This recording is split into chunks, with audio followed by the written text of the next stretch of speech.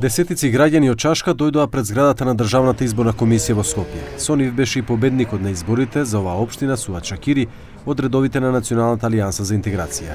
Тие изјавија дека дошле да ги одбранат своите гласови, за кои имало 5 жалби од ВМРО, ДПМН и СДСМ, чии што кандидати ги загубија изборите. Додека надвор стоја жителите на Чашка, внатре на седницата на Државната изборна комисија, жалбите беа одбиени како неосновани. Në vetë procesverbalin, mund ta shihni edhe ju, por është larg, nuk kemi asnjë vërejtje nga asnjë antar i Këshillit Zgjedhor, po ashtu as edhe nga përfaqësuesi autorizuar.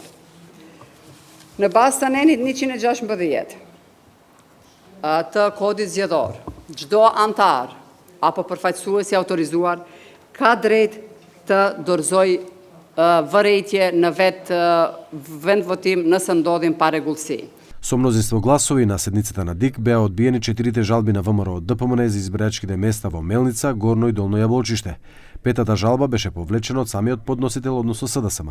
Подпредседателот на Државната изборна комисија Абдуш Демири изјави дека според изборниот законник не се исполнити условите за отворање на гласачките кутии само затоа што делумно не работеле биометриските уреди на избирачките места. Por kjo shkelje është teknike, jo thelbësore. Dhe kjo kishte ndikuar në mënyrë të pakonsiderueshme në procesin e përgjithshëm të votimit. Aq më tepër tregon edhe fakti që votuesi nuk parashtroi kundërshtim për arsye të shkeljes drejtës së votimit në Komisionin Komunal Zgjedhor. Këshilli Zgjedhor veproi në mënyrë të drejtë edhe në të dyja rastet, respektivisht kur e shënoi në ditarin e ngjarjeve dhe kur nuk e mblodhi. Штом ја добија официјалната потврда, жителите на Чашка почнаа да слават.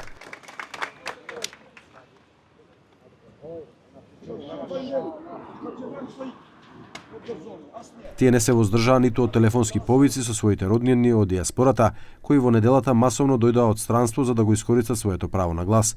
Победникот на изборите Шакири изјави дека како иден градоначалник ќе работи подеднакво за сите жители. Unë do të jem zëri i komunës së Çashkës, jam fitues absolut në formën më të mirë demokratike dhe do të jem i barabartë për të gjithë qytetarët pa dallime fetare dhe kombëtare. Këtë e garantoj dhe do të jem zëri i tyre derisa të jem unë aty. Prandaj ne do të qëndrojmë të fortë, do të qëndrojmë të zbatojmë demokracinë, zbatojmë ligjet dhe kushtetutën e këtij shteti.